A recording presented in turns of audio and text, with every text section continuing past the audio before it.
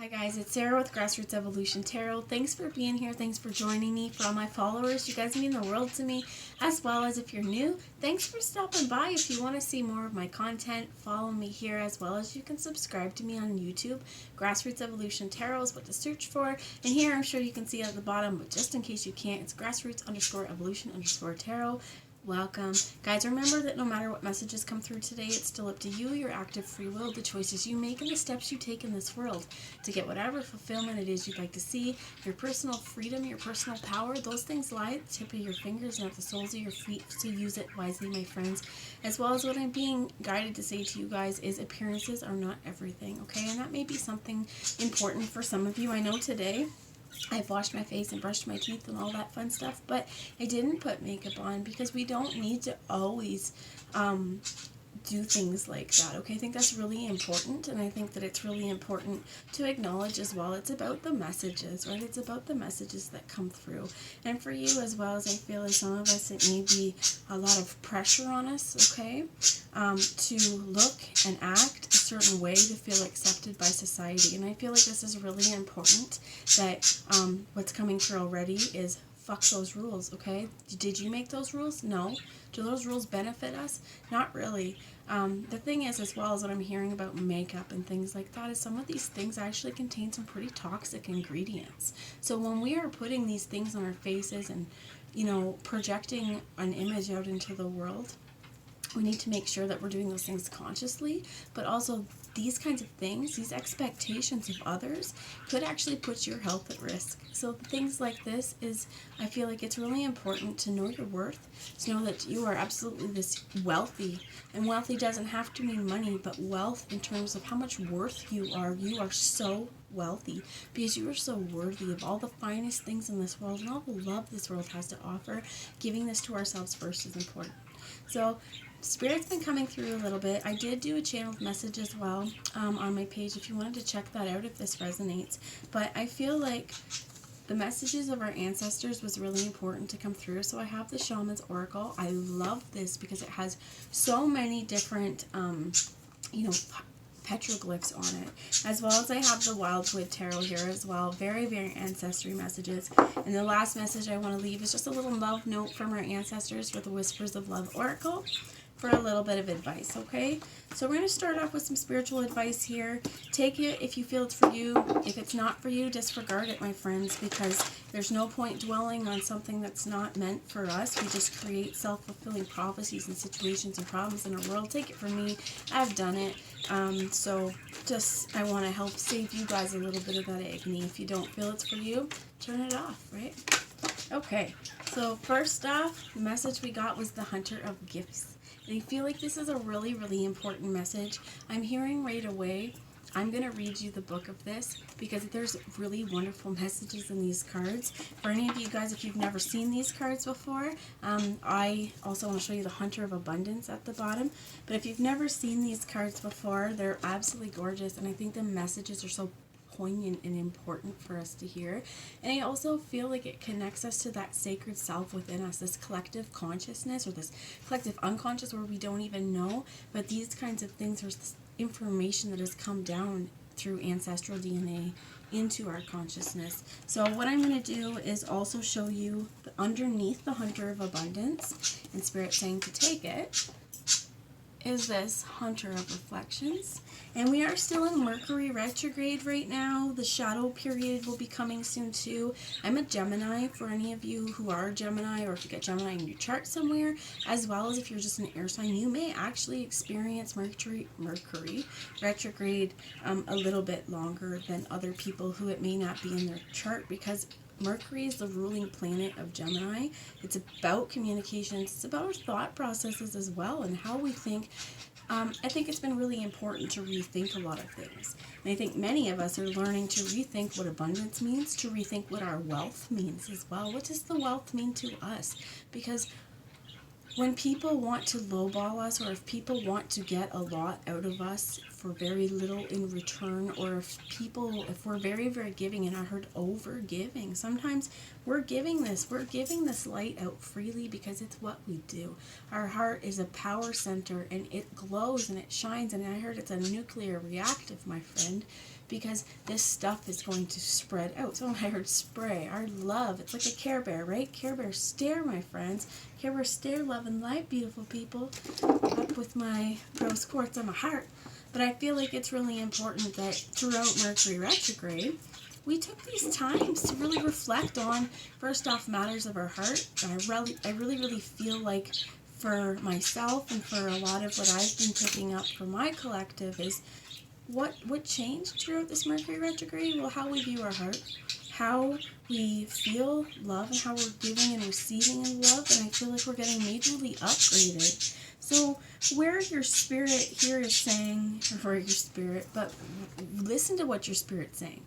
Because this is a gift from yourself. Sometimes as we come down into this earth plane, our spiritual being, our spiritual body, it's still in here, it's still in this meat suit, but it's a little further in. And it's going to take us connecting with that. And for some of you, this Hunter of Gifts, it definitely is connecting to the things that you feel drawn to, the things that you're really good at, because you're here for a purpose and a reason. Why? Because you're really good at that, and the world freaking needs it. So I feel like it's really important here with the Hunter of Abundance. This is focusing on our blessings and focusing on all the wonderful that we have in this world. And really it comes down to a few things. We need some basics. We need to have food, healthy, nutritious food to nourish our body. We need to have some place to sleep at night, to shelter ourselves from the weather, to shelter ourselves from the storm, so to speak, and the wildlife and predators around us, and just a place to call home. We need to feel loved. And we also need to have water. We're basically a house plant, right? You need to get your ass out and move, and you need to have some sunlight. There are some things here that really, that's basic necessities. We need to keep ourselves warm, right?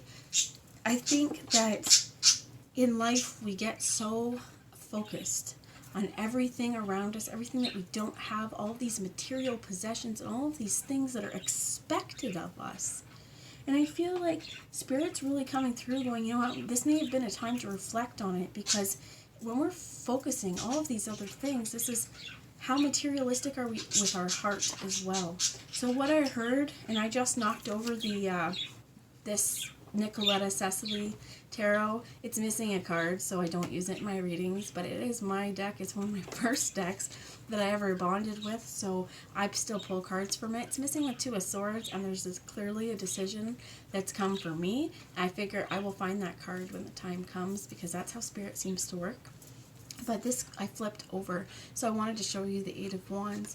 For some of you, this is quick thinking, insights. For some of you, it could be travel. But I feel like that's also with Spirit and our ancestors going, use your gifts. Because if you are being called to go somewhere, there's a reason for that, right? There's a reason, and this could be, you know, that higher self, that soul self inside going, please, we have a mission. Don't forget. Remember me. Remember me.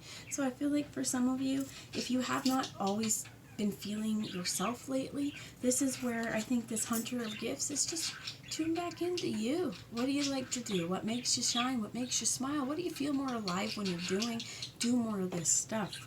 So I'm going to read you the book message for Hunter of Gifts.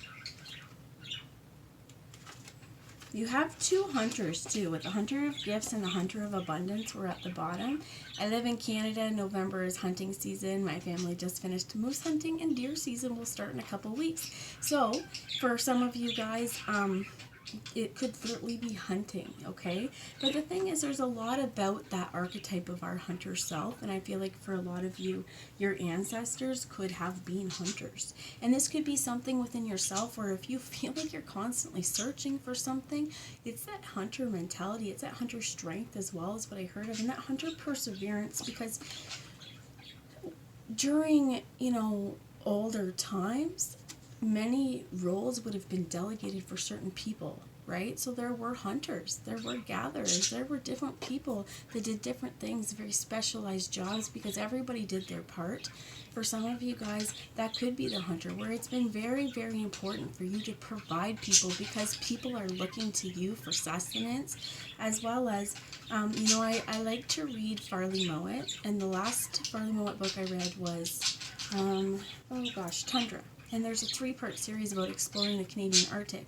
And I learned so much more from him than I've learned in history school, like school history about this. But going right back down to, even just before the Hudson's Bay came in, explorers and things like this. And one of the big things they talk about was with the Canadian Inuit, I guess we'll call them, but the people that were here before Canada was Canada, that if they missed the hunt, they could starve. If they didn't catch the caribou in time, they could starve. So here's where I think it's really important with this hunter of abundance and this hunter of gift. There may be some past life thing or some past life trauma or some past life memory.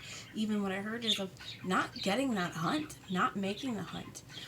This year as well, my family did not catch a moose, and I know that it's not about the moose for them, it's about the trip. But it's also, there's no moose to eat, right? There's this feeling of disappointment, but I think it's really important, as well as using my family analogy. It being so important is because rather than looking at what we don't have, we're looking at what we do have. And luckily, we don't have to live in that hunter-gatherer society anymore where our only sustenance depends on what we can get. So appearances are not everything, my friends. So we have the hunter of abundance also here.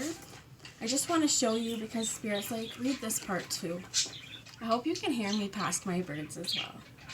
It says, I am the hunter of abundance. Wherever I go, I forage for the richest store of good things, the utmost bounty that will encourage stability, strength, growth, and comfort within you. When I find these things, I bring them home to bestow upon you who have asked me to seek them out. My presence on your journey represents a fulfillment of purpose, an overflowing of fruitfulness and riches, a spirit, heart, and mind.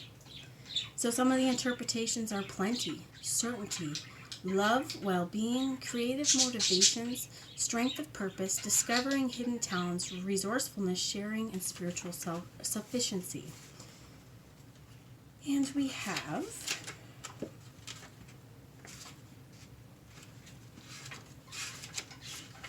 more hunter gifts.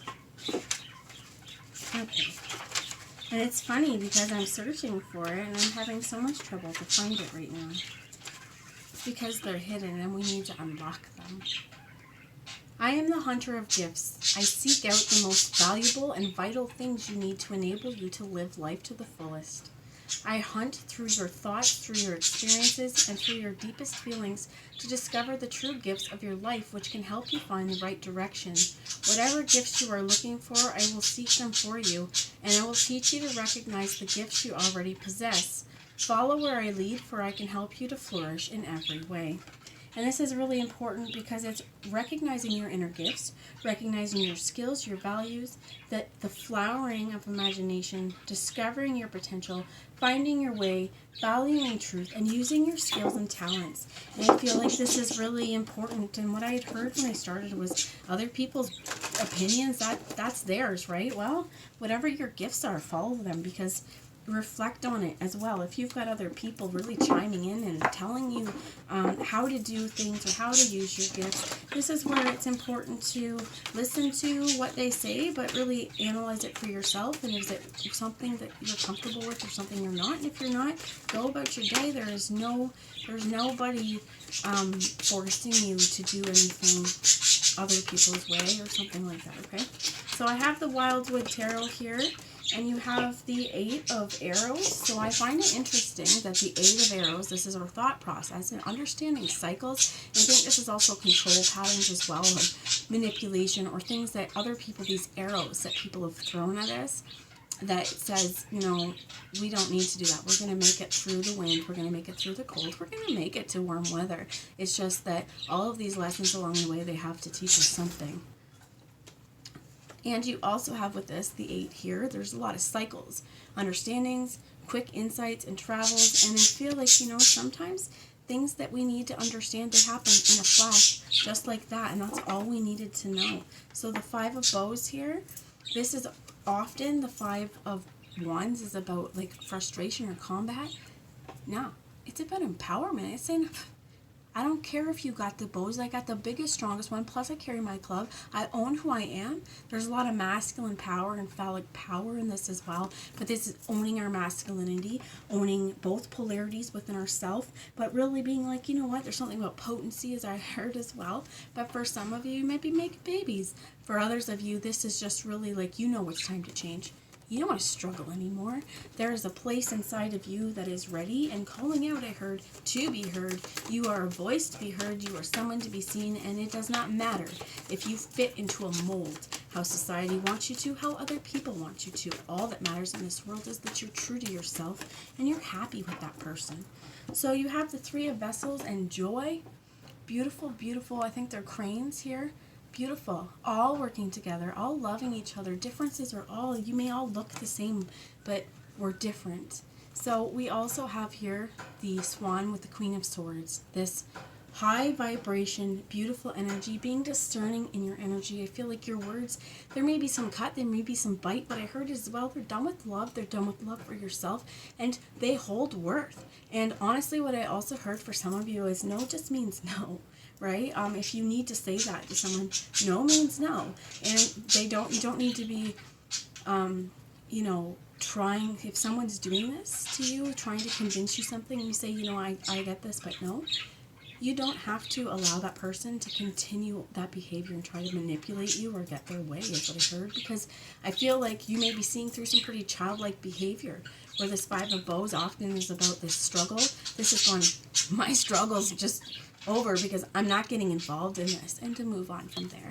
That's the message I have. It was a little bit longer today, but really pay attention to your reflections, okay? Because there's healing in those. This is why this is a shaman, because we have within us the power and ability to heal ourselves, and this involves our quick thinking, our love for ourselves, and our ability to understand cycles. I feel that there's honesty that needs to be involved with us as well, and this is this empowerment to move forward and make a change. So I love you all. I will talk to you later. If it resonated, let me know in the comments. I'd love to hear from you.